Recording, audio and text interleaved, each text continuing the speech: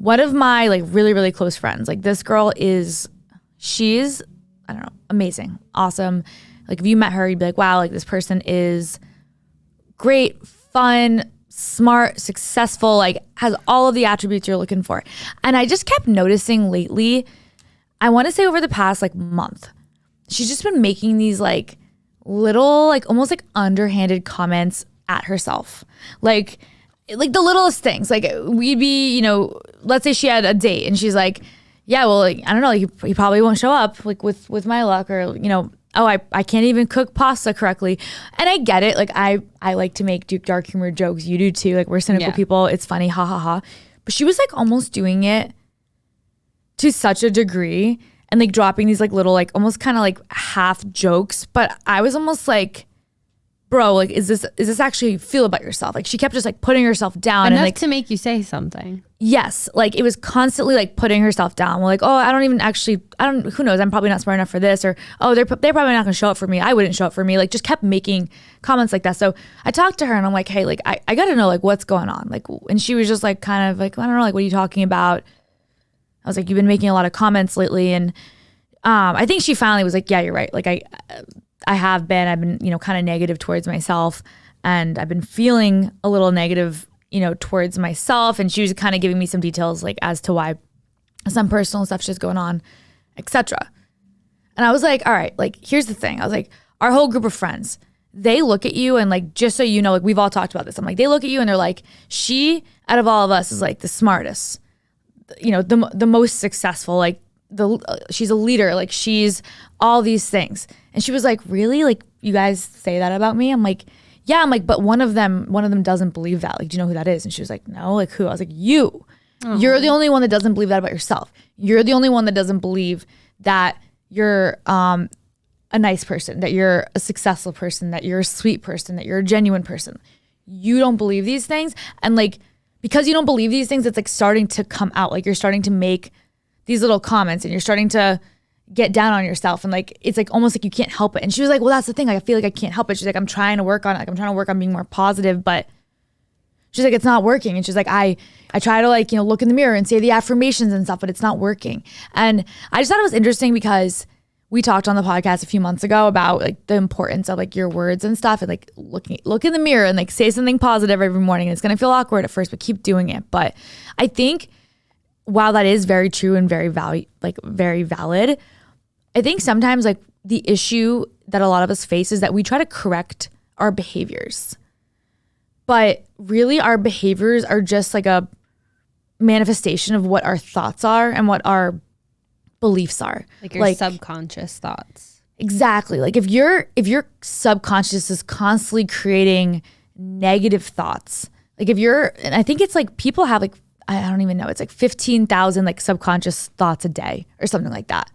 And then I think you only have like 7,000 conscious thoughts. Really? Yes. That's so backwards. I believe that's the case. So your subconscious is creating thoughts that originate from your heart. Like your heart and like what you believe, like what your beliefs are intrinsically, like how you feel about yourself is going to affect your subconscious thoughts. Your subconscious thoughts are going to affect your conscious thoughts. Your conscious thoughts are going to affect your words, and then your words are going to affect your actions. So if you're like in your core believing like, I'm an unworthy person, I'm not a valuable person, I'm not worthy of love, people don't love me, I don't love myself. Like if you believe these things in your heart, then you're going to think like this, and then you're going to start speaking like this, and you're going to start acting like this. So I think what she was kind of saying is, she's like, how do I make myself like more positive? Like how do I try to speak more kindly about myself? But I think the issue is like we're catching it at the wrong time. Like we're trying to fix a problem. Like the problem isn't that you're saying negative things about yourself. Like, the problem is that you believe negatively about yourself. Like that's what we have to fix.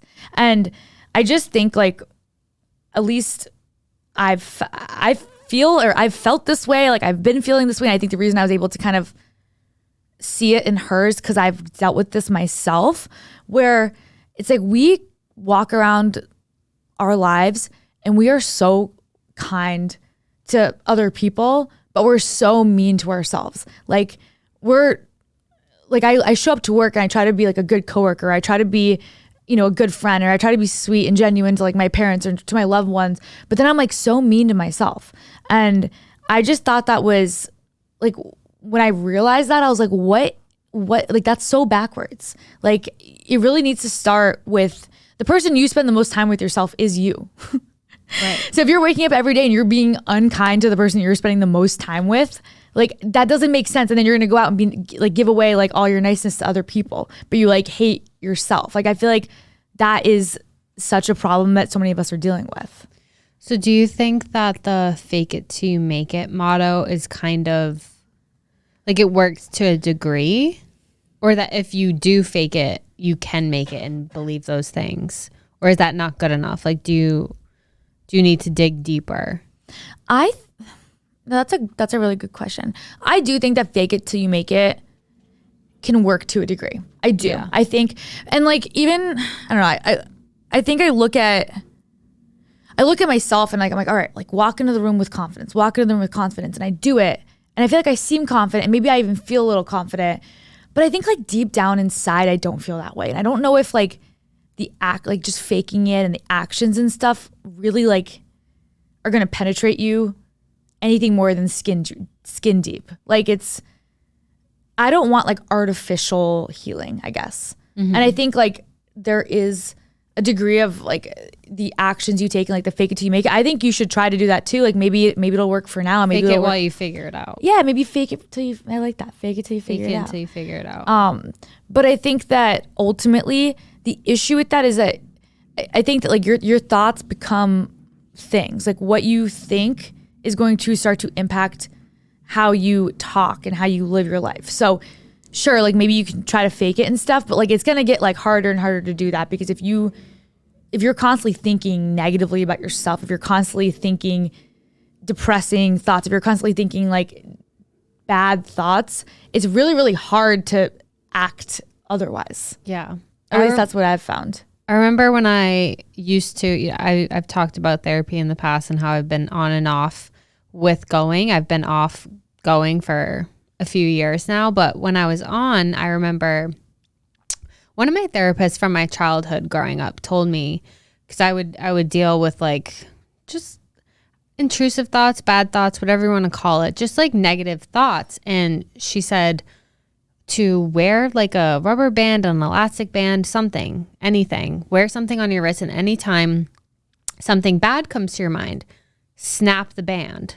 Ooh. And like distract your mind. So like if you wear a rubber band on your wrist and you have a bad thought and you snap that rubber band on your wrist, it's going to snap you out of that bad thought. And it's like negative reinforcement because it hurts. It hurts. So it's like, stop doing that. And so over time, like it kind of works to a degree. I'm not going to lie. But I mean, I don't want to wear a rubber band for the rest of my life. Like that's weird. I do like that though. Doesn't go with my outfits. But like you said, maybe that's like a good starting point. Yeah. Like I think there's so many of us where like a lot of like the issues that we might have with ourselves mentally and how we feel about ourselves, and like we're talking about very like complex things. And I think like you said, like therapy, like a lot of it, maybe needs to be worked out with a therapist, and maybe we need to talk to someone who can like really help us through these things. But not even. I feel like sometimes like deep down people know what they need to do. What their problem is. They know it. Yeah, they know what their problems are. They know the solutions to fix them, but they don't want to do the work to do it because it's hard. And like sometimes you have to face things that you don't want to face. You have to come to reality with truths you don't want to, realize. And so people just push things down, and then they live this, glass half empty life, and they wonder why they're miserable. They wonder why they don't have the friend group that they want. Right. They wonder why they don't look the way they want to look, and they make all these excuses. I'm talking about myself here. Like you're like it's hitting too close. Preaching to the choir, but I feel like sometimes it is that simple. It's just doing the things like you might know what it is that you need to do. I think that's a really good point. And sometimes you can't change these things overnight, and so it's like I don't know what your friends, like what she said to you, like what's wrong, like what's going on, like whatever's going on in her life, like I don't know if it's simple solutions or not, but like in the meantime, like there has to be something. Yes, I think that's such a good point. I think there are things you need to do. And I think it gets bad. And I talked about this on the podcast, I think a month or two ago, about the point I got to, which is just kind of like numbness, which was honestly a horrible place, because I didn't want to like deal with it. I'm like, all this stuff that I've just been like pushing down, like the negative thoughts, like the negative self-talk. I'm faking it. I'm not really believing like the vibe that I'm putting out to the world. Like, I don't really believe how I'm even acting. And you know what? Then I'm also going to just shut down and not even deal with my emotions. I'm just going to like go numb. And I think over the past like month, over the past few weeks, I've been really working on that. I'm like, I don't want to go numb. I want to get a cry out. Like, I want to feel again. Like, I want to feel the good, the bad. And I think that's painful, but I'm kind of glad that I've been going through this. And I think you're right. I think like taking little actions, like identifying like what is it going on and like how do I fix it is really important. But I think one thing that I was talking to her about, and I think this is like really, really important, is that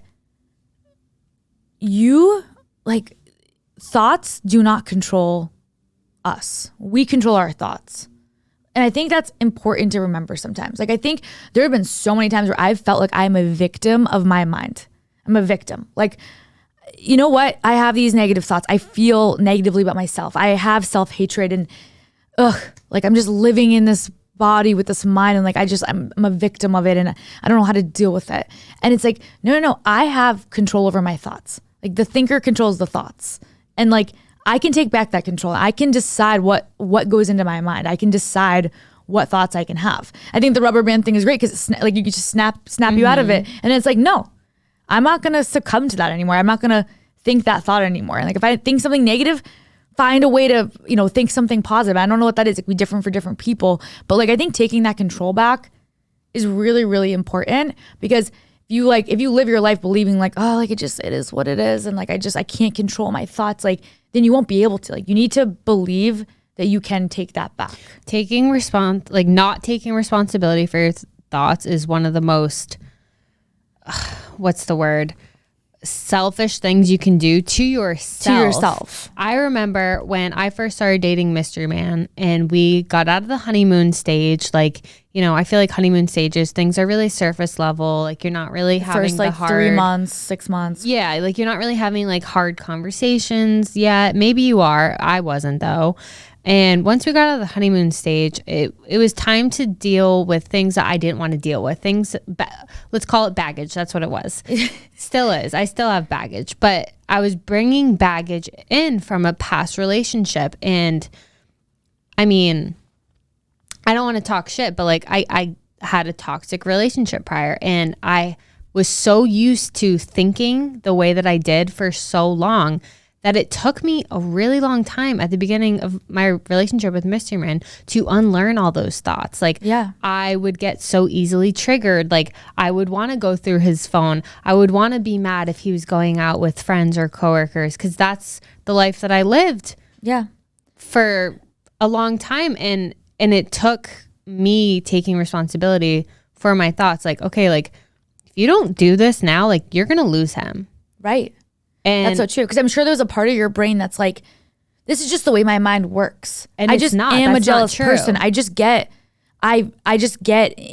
anxious when he goes out, and this is just how I am. But it's like, that's not true. It's not true. You can control your thoughts. There was a period in my life when my thoughts were good, and I can get back to that. It's just, you have to do the work. Yeah. That's like such a good point. Still doing the work. Yeah. Doesn't go happen away overnight. No, but yeah, I think that's such a good point. And I think that's the other part of this too, is that it is work and it's a daily thing. Like, I think this isn't me like coming on a podcast and being like, I've figured it out and I've discovered self-actualization. Like, that's literally not true at all. I think I went from like, I feel super freaking numb like a month or two ago to now like, hey, I don't feel as numb anymore. I'm starting to feel things again. And some of it sucks and some of it's negative and some of it's bad. And like, we got to deal with it. But also like, it's a daily struggle. It's a daily thing. Like, you can't just sit there. Like, I was talking to this girl when I was in Vegas, and we were just like talking about life and stuff. And she was older. She's like 35. And she was like, you know what advice I have? The best advice I can give you is, you got to love yourself first. If you love yourself first, everything else will be figured out. And I remember her saying that, and I was like, like it's cliche, but I was like, but I do agree with her and I do believe her. But then I was like, you know what? Everyone always tells you how to love that you need to love yourself. Like, how? No one ever tells you how. How do you love yourself? How do you love yourself? Like, how do you love yourself when a lot of us or if they're being honest, probably don't, right? Like a lot of us don't intrinsically wake up being like, wow, I love myself. But I think what it is it's a daily thing. Like figure it out every single day. It's not like one day I made the decision, all right, you know what? From now on, I love myself and I never thought about it again. And I'm good to go. It's daily. Like I have to decide every morning, you know what, Shannon, today you're going to love yourself. Today you're going to be kind to yourself. Oh, negative thought, like creeping into your mind, like snap the wrist. Nope, I'm not doing that today. I'm thinking positive. Like I'm loving myself. And whatever that is, it's different for different people. Like honestly, for me, it could be as simple as like if I'm driving into the office listening to like some angry rap, like I'm in a bad mood. If I'm listening to some like positive, uplifting music and I'm feeling like good, like I feel happier, I feel better, like whatever it is you need to do, but like wake up and decide, all right, like I'm gonna love myself today. I'm gonna think positive thoughts. If a negative thought comes in, like that doesn't have control over me. Like I can replace that with positivity.